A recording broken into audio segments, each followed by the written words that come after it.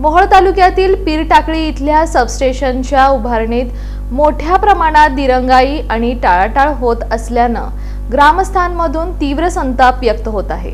या संदर्भात पीरटाकळीचे रहिवासी आनंदराव महादेव पाटील यांनी कार्यकारी अभियंता सोलापूर ग्रामीण यांच्याकडे अर्ज देऊन यात गांभीर्याने लक्ष घालण्याची मागणी केली आहे। मोहोळ तालुक्यातील पीरटाकळी इथं एप्रिल 2025 मध्ये सबस्टेशनच्या उभारणीस नोएडा इथल्या जॅक्सन कंपनीने सुरुवात केली। अवघ्या 15 दिवसातच हे काम बंद करण्यात आलं।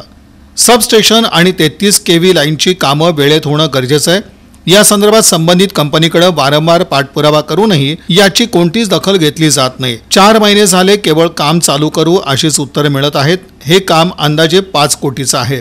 सध्याच्या परिस्थितीत ही कामं तातडीने सुरू करणं गरजेचं आहे। उद्या शेतात पिकं आल्यानंतर 33 केव्ही लाईन उभारणं हे अडचणीचं होणार आहे। सबस्टेशनच्या उभारणीत मोठ्या प्रमाणात दिरंगाई आणि टाळाटाळ होत असल्यानं संतप्त भावना निर्माण होत असून या पार्श्वभूमीवर यात अधीक्षक अभियंता तसंच कार्यकारी अभियंता यांनी लक्ष घालणं गरजेचं असताना ते देखील यात लक्ष घालत नाहीत। आपण वारंवार याची तक्रार करूनही ते देखील सांगू करू अशी उत्तर देत आहेत। त्यामुळं आता रस्त्यावर उतरून आंदोलन छेडावं लागेल असा इशारा आनंदराव महादेव पाटील यांनी दिला आहे।